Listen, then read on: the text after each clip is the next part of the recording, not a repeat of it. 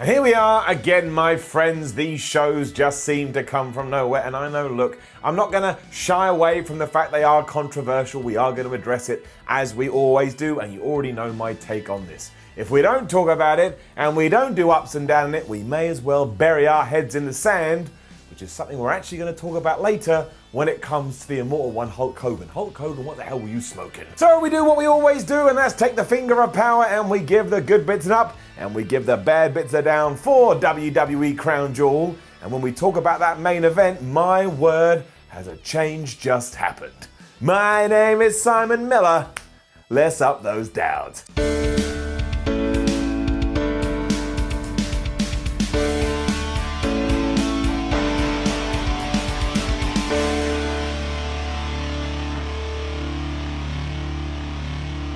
So before we begin, this actually blew my brain. I think there's pieces of my mind on my living room floor somewhere, because at numerous points throughout a show that was going on like a million miles away from where I am located, somebody had a sign saying, "Simon, give that an up." You don't understand how much that humbles me. You don't understand how much that makes me sit down, scratch my head, my bald head, and go, what the hell is happening? But boy, howdy, do I love it. So thank you so much to everybody that brings the signs. You genuinely make me feel like a king among men, and I don't deserve it. But I'm very humbled, I'm very appreciative, and I'm biased, so it's getting it up. And I knew this was going to happen. I said it was going to happen, because we did have the 20-man battle royal on the pre-show, and whoever was going to win was going to go on to face AJ Styles for the US title later on. And in my head, it was just like, I bet we just do a repeat of Raw, which is exactly what we did. So we had 20 people in it, like I say. I'll read them. It was R-Truth, Buddy Murphy, Roman, Andrade, Drake Maverick, Heath Slater, Tony Nese, Brian Kendrick, Eric Young, Sunil Singh, Titus O'Neil, Mojo Rawley, Sin Cara, Apollo Crews, Luke Harper, Tozawa, No Way Jose, Humberto Carrillo, and Cedric Alexander, and down. The problem was, and I totally get this, I understand why everybody involved was doing this. It was just a bunch of wrestlers going through the motions, because why do anything else? We didn't even try and fizzle or spark this up, because at one point Apollo Crews got rid of Titus O'Neil, and then like the long-term fan I am, I'm like, oh, you know, Titus brand, worldwide Titus, whatever the hell it was called, maybe we'll talk about that. Nope. It's like they were never friends. We'll jump to the final four, which was Harper, Rowan, Cedric Alexander, and Carrillo. And there was a really kind of cool moment when Harper and Rowan just stared at each other, but instead, they just chucked out Cedric Alexander. See you, pal. It looked like one of these guys was gonna win until the recyclable one made a huge mistake. He decided to sneak up and try and throw out his old buddy, but all that did was allow Carrillo to get back into the ring, and he eliminated Eric instead. He wins. Like I say, we're going to be seeing him versus AJ Styles later. Truth also won the 24/7 title during this, and then lost it again later in the evening when he ran into a door. It felt very much like we did this because we felt like we should do it, and that's never good. I love Truth, but down. And then our first proper match was Cain Velasquez versus Brock Lesnar for the WWE Championship. So I thought to myself, maybe they're doing this because Lesnar can't be bothered to sit around for the whole show. Then it was over 5 minutes later, and I said, yep, Brock Lesnar definitely didn't want to sit around for the whole show. It's not just a down, it's a brown down. The problem was, while I know what we were trying to achieve here, it made Cain look like an absolute chump. Because after he had put a flurry of punches onto Lesnar and he'd knocked Brock down, Lesnar was able to lock in a Kimura from nowhere, and Cain Velasquez tapped out. And do you know how many times Cain Velasquez tapped out in his UFC career? There it is, 0. Also, do you know how many times Brock Lesnar taps out in his WWE career? It is very rare. You see what I'm getting at here? And yeah, I know this sets up the rubber match, which will make it more interesting down the line, and by that point Velasquez will have more experience, but in my world, I see it like this. 1, if you don't know who Cain is, you now think he's like a giant moron, and 2, if you do know who he is, somewhere in your brain you're going to be like, did we only do this so that Brock Lesnar could get his win back? It was Hulk Hogan, the Ultimate Warrior from 1998 all over again. Also, why the hell did they have an MMA style match when I've already seen them have an actual MMA style match? This is all kinds of off the rails.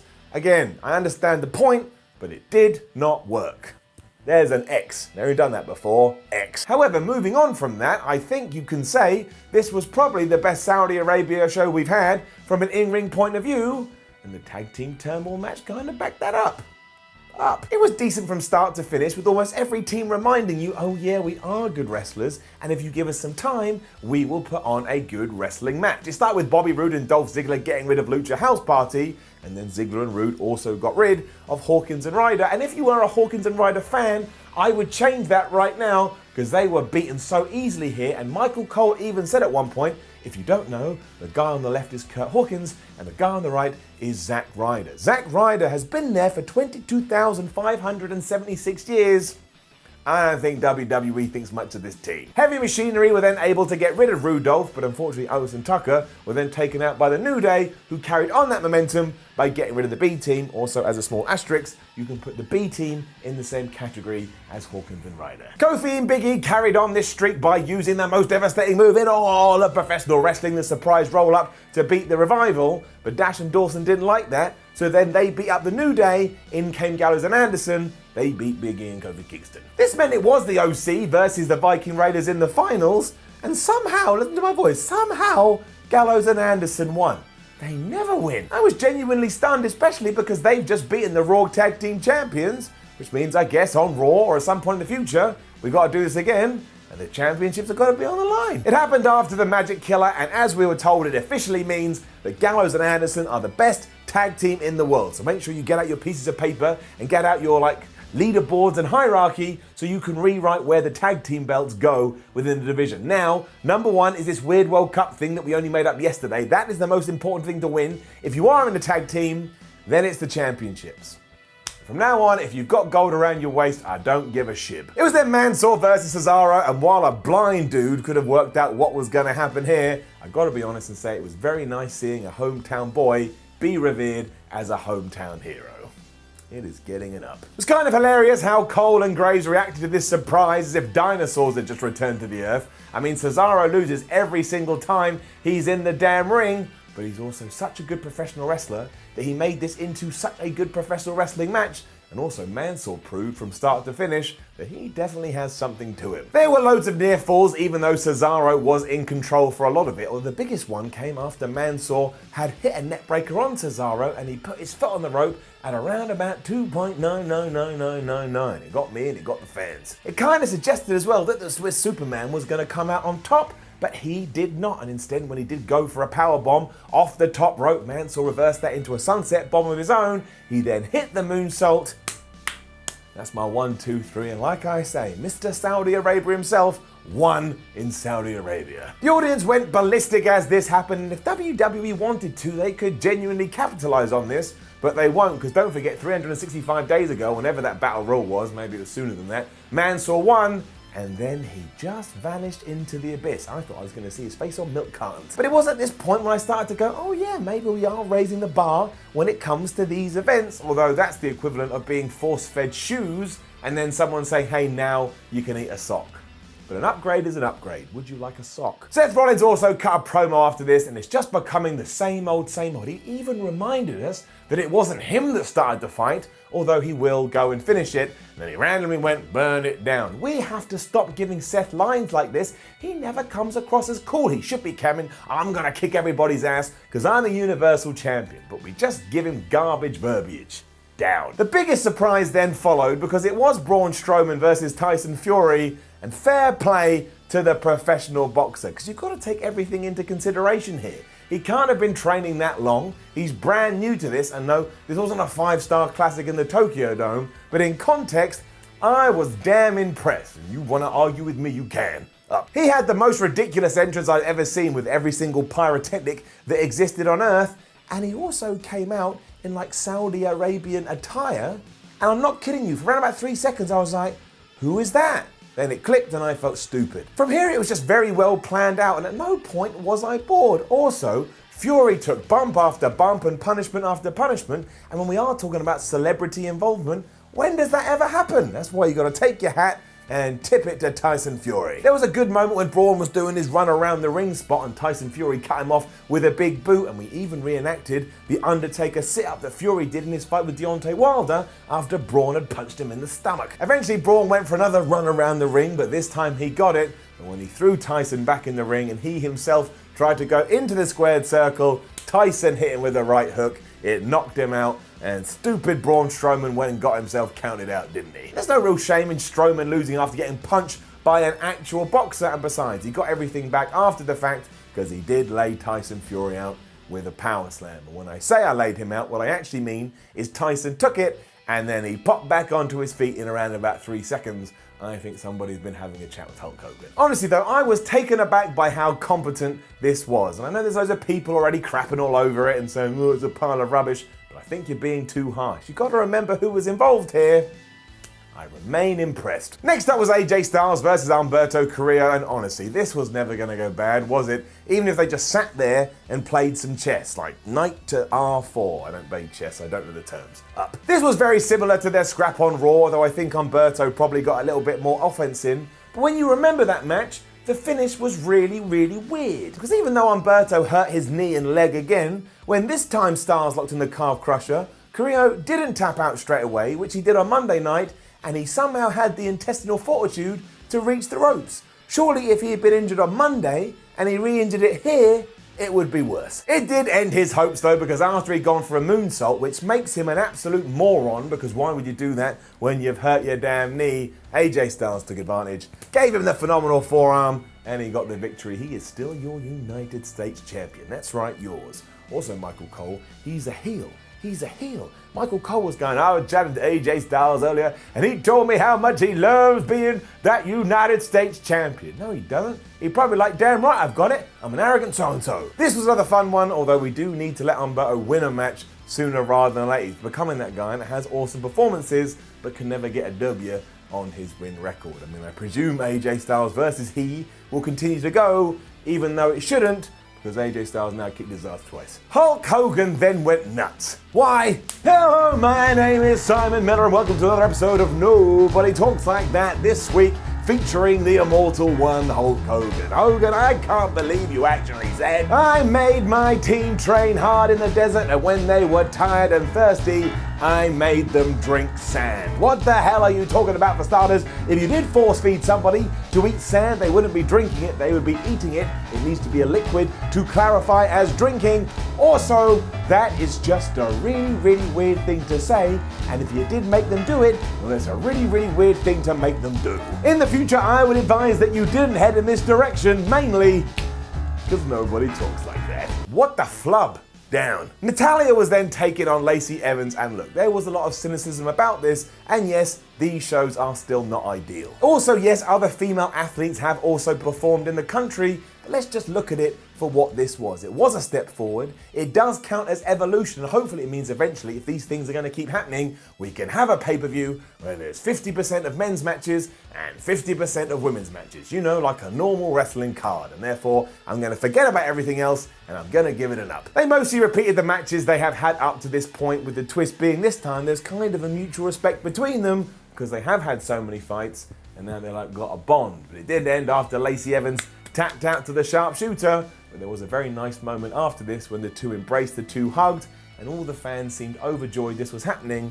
I'm not gonna lie, I felt the same. Cole pushed this a little bit too much afterwards, but that was always going to happen, and if this can help even a little bit, then I back it and I'm behind it. That does not mean it makes up for other things that are going on. One doesn't erase the other. I just want to make that clear, because I know how people like to react to things. It was just a feel-good part of the show. I think we should all just feel good. But again, remember everything else. We can do both. Isn't it amazing? Team Hogan versus Team Flair followed, and as I realized as soon as this was over, and what I said on my own Twitter, I think this should be the template for what we do when we go to Saudi Arabia. It was just absolutely nuts. Everybody did their big moves. Everybody involved is really talented.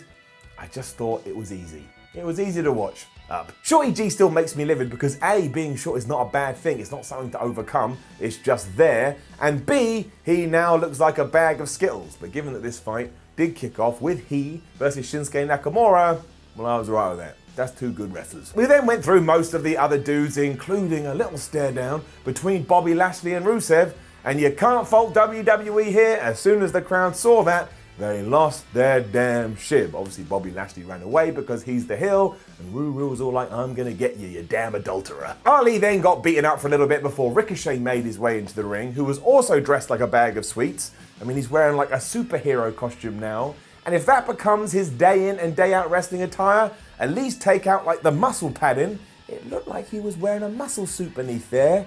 That is just odd. There was a badass Claymore by Drew McIntyre that looked like it absolutely killed Rick. And then it was here when Ruru and his new enemy did square off, and once again, the fans just like, oh, this is the best thing ever. I mean, they also did shout, this is awesome for every single match.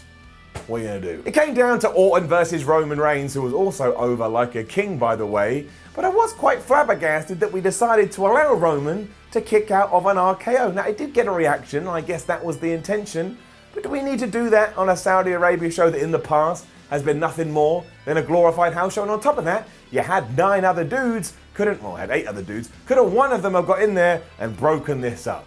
I'm gonna be a nerd. Down. There was yet more chaos before Orton got distracted and walked into the spear, and that did mean that Roman Reigns got the win for Team Hogan. I take the point, this is something that we could have seen on Raw, but that doesn't mean it wasn't entertaining now, does it? Just means you can ignore it if you want, but if you did decide to tune in, I bet afterwards you were like, okay, cool.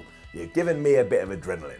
I like it. And then, my friends, we took the idea that I've already said a few times about a glorified house show, and we buried it forever, because it was Seth Rollins versus The Fiend for the Universal Championship, and if you can believe it, Bray Wyatt actually won. Give it an up. I really didn't see that coming, and it got a noise out of me that was akin to when you stand on Lego, and that happened twice, given what the finish was. It was actually pretty damn decent. After Seth had super kicked Wyatt into an electrical area that blew up with like these cheap sparklers, it looked like he was gonna get the win because he basically murdered the Fiend. But instead, Bray Wyatt rose from the ashes. He no-sold it completely. He then, can't do that. He then locked in the mandible claw, hit the Sister Abigail on the floor, done it again, but he won. He got the pin, and he is your new champ. Now, I am terrified deep down to my core that this is only going to be a short-term thing, but let's not worry about that, and let's just say thank you, WWE, for looking at the situation and responding and reacting exactly how you should have done. No one thought this was going to happen because we wanted it to happen, and now it has happened. Let's have a damn party. As for the match itself, it was a little bit nuts, and the curb stomp has been run into the ground because Seth hits it over and over and over again to the point I'm pretty sure that I kicked out of a curb stomp, and yeah, I know that red lighting kind of divides people down the middle. On the slip side, I don't mind it so much, I don't think it's that bad, but it wasn't the greatest match, but it was more than made up for the destination. I am going to get mad though at the aftermath of this. That's right, I'm being a nerd, I'm being a geek once again. But as Bray Wyatt was stood there celebrating on the rampway and everyone was like, I can't believe this has happened. What does it mean for the future of the company? He then vanished, all the lights came back up, the fireworks went off, and the commentators acted like nothing was happening because we have to do our big, oh, we had a great time here, I'm so happy, woohoo. Don't do that, you gotta sell what has happened. A serial killer has basically just won the most important title in your company. That should come over everything else. That should be important. We've talked about hierarchies once, and that should be right there at the top. So because of that, down. Aside of all these small foibles though, I tell you, if you've watched all these Saudi Arabia shows, apart from the time that Shane McMahon won that tournament, because that was the funniest thing ever, for all the wrong reasons, but I've never laughed so hard watching professional wrestling. This was a far better, Saudi Arabian adventure that we were used to, especially because Bray Wyatt not only is our Universal Champion, but WWE used this show to tell us that Survivor Series is going to be Raw versus SmackDown versus NXT. If I'm going to get Adam Cole versus The Fiend versus Brock Lesnar at that pay-per-view, I will even forgive the stupidness that is having a brand war 6 weeks after starting the brands. We will wait and see. And I can't believe it. There's my spinning arrow. Look, WWE did the right thing. Take everything out of it. Let's focus on that. Bray Wyatt is the champ. It's got to get an up. Now, don't forget to leave a comment below and let us know what you thought about Crown Jewel. I imagine those comments are going to be flying left, right, centre, up, down, who knows where. Like, share and subscribe. Head over to WhatCulture.com and read yourself some articles. There's a lot about this. Follow WhatCulture on Twitter, WhatCulture WWE, and watch more videos here on WhatCulture Wrestling. My name is Simon Miller, the king of the ups and downs, as I've just crowned myself. I'm better than that King Corbin asshole. He can kiss my ass. I'll see you when I see ya.